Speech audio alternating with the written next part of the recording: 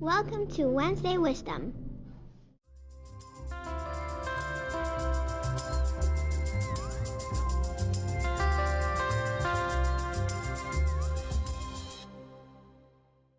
Good morning.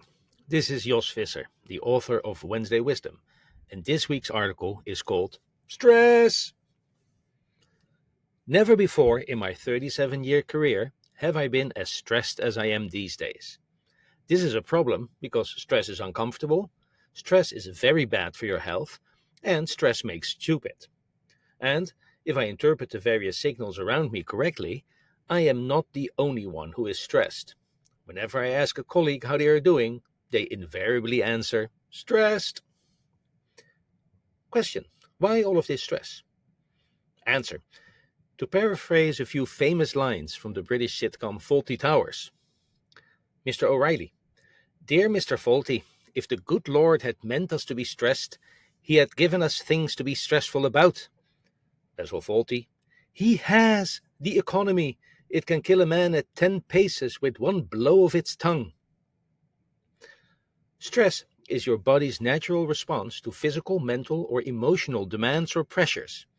When faced with a situation that requires heightened attention or fast responses, your body releases hormones that change your physiology to make all of that possible. In limited amounts, stress is great.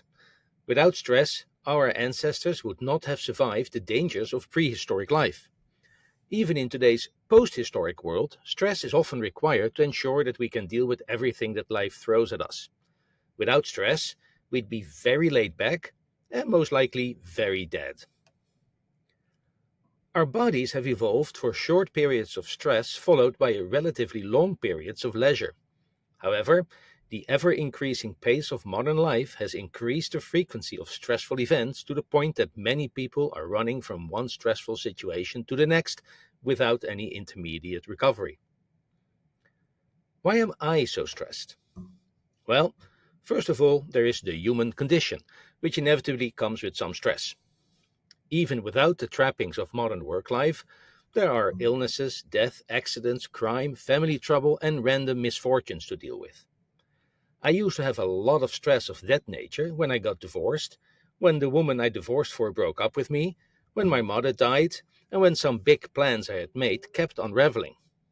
This all unhelpfully happened at more or less the same time, which resulted in the stress compounding into a full-blown burnout that required months of recovery. I don't have a lot of stress of that sort these days. My parents are long dead and buried.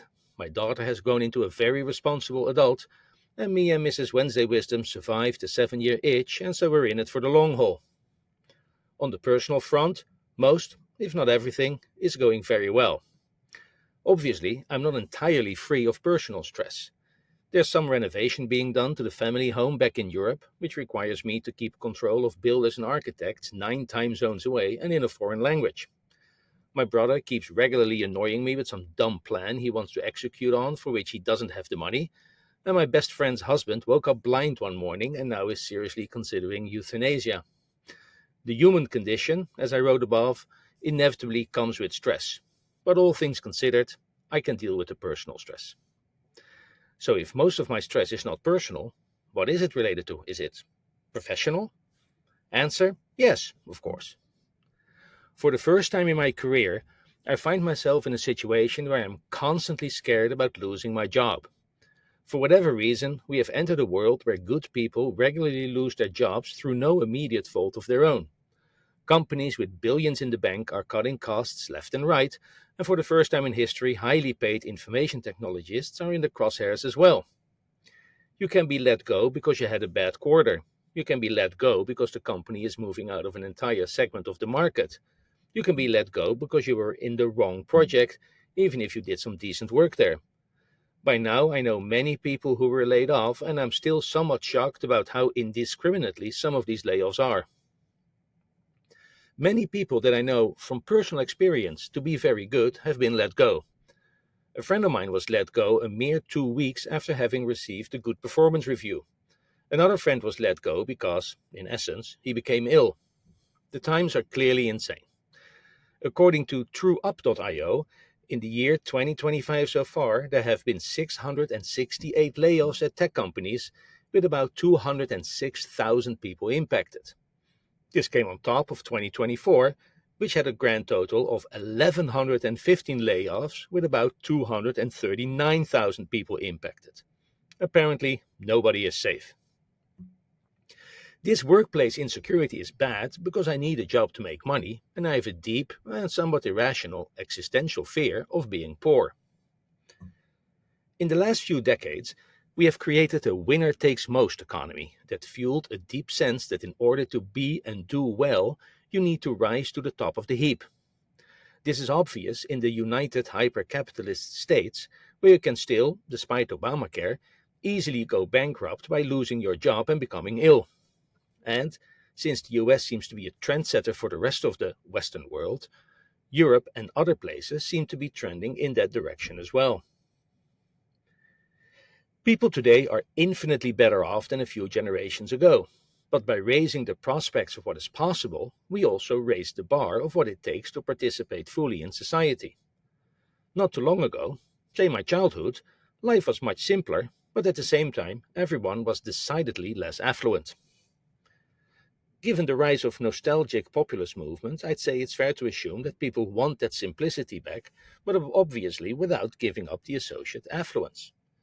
Unfortunately, that doesn't seem to be possible. Using ever more advanced technology, we created massive amounts of wealth, but distributed a lot of that wealth upwards to a highly educated, and to a large extent, technological elite. In the US of 1992, the top 10% of the economy had about 16 times more wealth than the bottom 50%. At the start of 2024, that ratio had gone up to over 26 times. Combining that with stark increases in the cost of things like housing, healthcare, and education, the premium on being in the top 10% is higher than ever before. Cue an unhealthy amount of pressure to get and keep the right job. As I wrote before, when I graduated from college in 1988, I was looking forward to a comfortable upper middle class existence. The enormous rise of technology and especially of the network economy has made it possible for people like me to become very well off, much better off in fact than I had any hope of ever being able to achieve. All it takes to rise to the top of the income distribution graph is getting and keeping a few of the right jobs with the right companies in the right phase of their life cycle. And presto, fire, here we come. Thus we created a rat race. Scores of people chasing after or trying to keep a, relatively speaking, handful of jobs in, again, relatively speaking, a small number of companies that might get them financial independence or maybe even generational wealth. Actually, reading the Wikipedia entry for rat race again, I'm not quite sure it's an appropriate term, because apparently a true rat race is a self-defeating or pointless pursuit. Our current rat race might be self-defeating, but it is definitely not pointless. The prize is real, and we all know a few winners. One of the problems with knowing winners is that you might start feeling like a loser. I'm approaching 60 and not retired yet, which definitely makes me feel like an idiot. The consequence? Stress, as I and many others with me are trying to make our pile of money, while money as we know it is still worth something. So here we are. Everyone is stressed. The people who have jobs are stressed about their ability to keep it. The people who do not have jobs are stressed about getting one. Everyone is stressed about making enough money to get into or stay in the upper reaches of the income distribution curve. The modern economy gave us smartphones, streaming services, and driverless taxis. But what all our increased wealth did not buy us is peace of mind and an easier life. The rat race is real, but remember this, even if you win the rat race, you are still one stressed rat.